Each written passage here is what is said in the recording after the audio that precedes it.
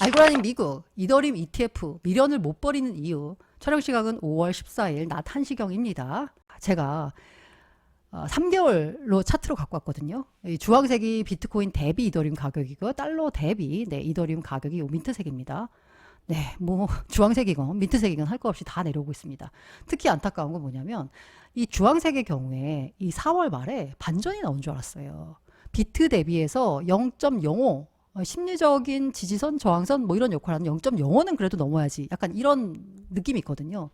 그 밑으로 내려왔다가 4월 말에 다시 0.05 위로 올라왔거든요. 그런데 어김없이 다시 떨어지면서 0.047 수준으로 떨어졌습니다. 비트 대비해서 이더리움 성과가 상당히 못하다라는 거죠. 자, 그러면 이더리움 관련돼서 가격을 향후 결정지을 가장 결정적인 변수는 뭐가 있을까를 보면 역시나 ETF 승인 여부가 될 겁니다. 그래서 올 연말까지 8종의 이더리움 현물 ETF 승인 여부를 SEC가 결정돼야 하는데요. 그 중에 가장 먼저 나오는 게 바로 바네크가 신청한 이더리움 ETF입니다. 5월 23일까지 결정을 내려야 되고요. 우리가 관심 있게 보는 블랙락의 ETF 같은 경우에는 8월 7일까지 결정이 내려져야 됩니다. 그래서 야, 이거 안 될 거야 라는 게 시장의 전반적인 정서가 되고 있고요. 제가 지난 시간에 말씀드린 대로 이게 누가 소송을 하든지 아니면 정권이 바뀌든지 해야 되기 때문에 당장 5월 승인은 어렵지 않겠느냐가 전반적인 해석이다라는 말씀을 드렸습니다. 그런데 제가 왜 이더리움 ETF를 또 다루냐, 지겹다 그만해라 라고 말씀하시는데 또 다루냐라는 건 갑자기 제가 이 뉴스를 봐서예요.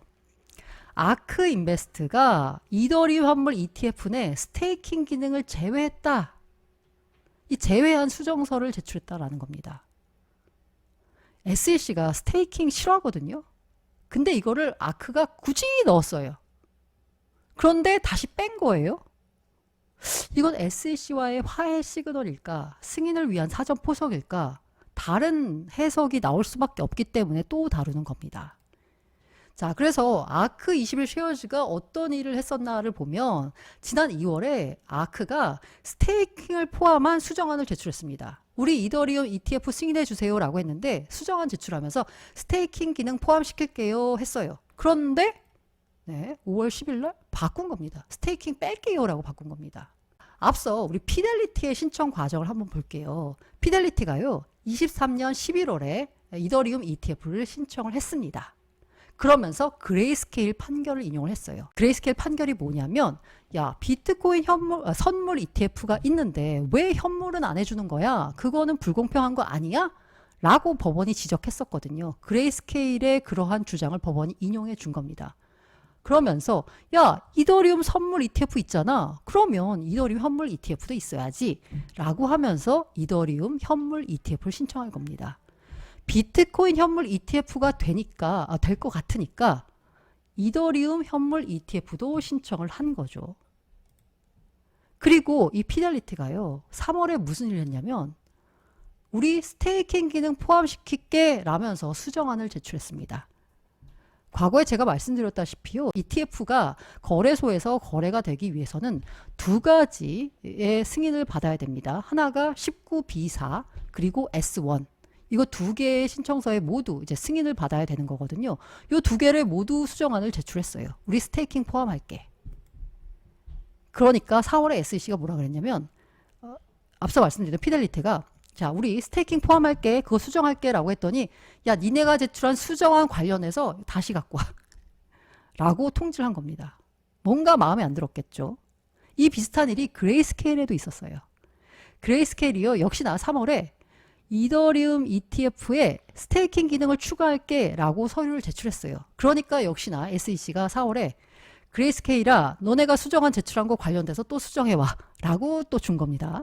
이렇게 왜 SEC가 스테이킹을 가지고 문제를 삼느냐라고 보면은요. 애초에 2월 달에 이더리움 ETF 관련된 얘기가 나왔을 때 제임스 세이파트 블룸버그 애널리스트가 야, SEC는 현물 이더리움 ETF 관련돼서 스테이킹을 허용하지 않을 거야 라고 예상을 했습니다.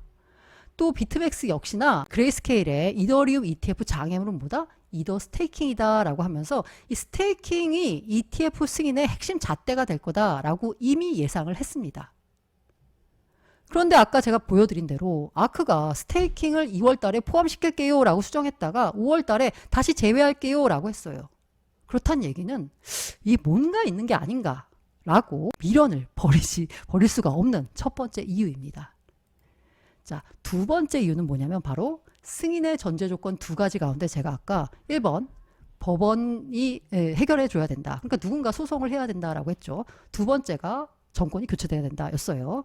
그 1번 법원이 해결해야 돼라고 하면 누가 총대를 매야 된다라는 거잖아요. 그런데 이 비트코인 현물 ETF 때 총대를 맸던 그레이스케일이 이더리움 ETF를 위해서는 총대 안 맬 것 같아 라는 게 대체적인 분석입니다. 그러면 총대 맬 사람도 없고 정권 교체까지는 기다려야 되는데 그럼에도 제가 기대하는 게 뭐냐면 바로 블랙락입니다.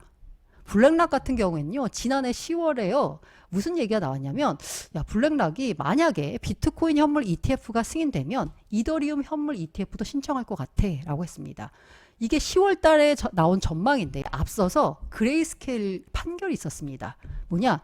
야, 선물 ETF 있는데 왜 현물 안 돼? 라는 판결이 있었거든요. 그러다 보니까 이게 10월에 나온 전망이었거든요. 실제로 11월에 보니까요, 블랙락이 이더리움 현물 ETF를 신청을 했습니다. 앞서 말씀드린 대로 19B4, S1 모두 제출했고요. 역시나 블랙락 역시 신청서에다가 그레이스케일 승소를 언급했습니다. 그러니까 제가 느끼기에는 이때 이미 블랙락이 이더리움 현물 ETF를 신청할 때 이미 비트코인 현물 ETF의 승인을 예상했다라고 보이는 지점입니다. 왜? 그레이스케일 승소를 굳이 언급했거든요.